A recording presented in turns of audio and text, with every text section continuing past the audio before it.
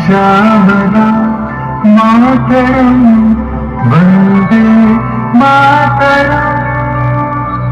1908 সালের 11ই আগস্ট কিংসফোর্ডে বন্দে মাতরম বলার দোষে যে বালককে দেখ মারার হুকুম দিলেন ব্রিটিশ সরকার, তারই পক্ষে দাঁড়িয়ে ক্ষুদিরাম বসু ও প্রফুল্ল চাকি সাহেবের কীর্তনকারী লক্ষ্য করে বোমা চালালেন মুজাফফরপুরে।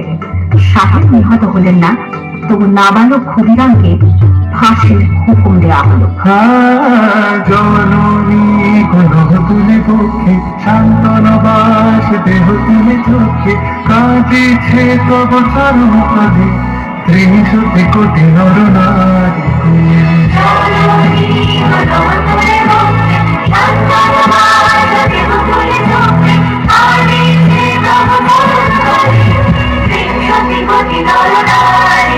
যারা স্বর্গগত তারা এখনো জানে স্বর্গের যে প্রিয় জন্মভূমিয়েছ স্বদেশ প্রতির মহাবিখ্যাত সে মৃত্যুর যারা দীর্ঘ জাতির বুকে জাগালো আশা মনে মুখে জোগাল ভাষা। আজি রক্ত কমলি কথা, আজি রক্ত কমলি কথা মানল খালি বিজয় লক্ষ্মী দেবতাদের কালে মুক্তির মন্দির সকানো কালী আতুকার ভজা বলিয়া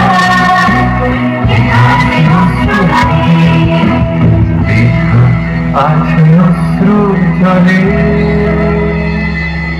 9 সেপ্টেম্বর 1915 ইংরেজদের সঙ্গে সম্মুখ সমরের স্বাধীনতা ছিনিয়ে নিতে অস্ত্র আনার পরিকল্পনা করেন যতীন্দ্রনাথ মুখোপাধ্যায়। বালেশ্বরে সঙ্গীদের নিয়ে জাহাজ থেকে সেই অস্ত্র নামাতে গেলে ইংরেজ বাহিনী তাদের ঘিরে ফেলে। বুড়িবালনের তীরে লড়াই বাঁধে বিরাট ইংরেজ বাহিনী বনাম বাঘা যতীন ও তার 4 সতীর্থদের। এককালে শুধু গোজারি হাতে যিনি বাঘ মেরেছিলেন, সেই বীর সেদিন লুটিয়ে পড়লেন। আমি হাসি হাসি পড়ব ফাঁসি পিঠবে ভারতবাসী, ও মা হাসি হাসি পড়ব ফাঁসি পিঠবে ভারতবাসী। একবার বিদায় তিনি মা ঘুরে আসি। 18 এপ্রিল 1918 মাস্টার সূর্য সেন ও তার 65 জন শিষ্য মিলে পরিকল্পনা করে চট্টগ্রামে ব্রিটিশ পুলিশের অস্ত্রাগার লুট করে এবং তারপরে মুখে আশ্রয় নেয় জালালাবাদ পাহাড়ে। 4 দিন পর ব্রিটিশ বাহিনী খুঁজে বার করে মাস্টারদা ও তার সঙ্গীদের। সেদিনের অস্তমিত সূর্য ছিল সূর্য সেনের রক্তে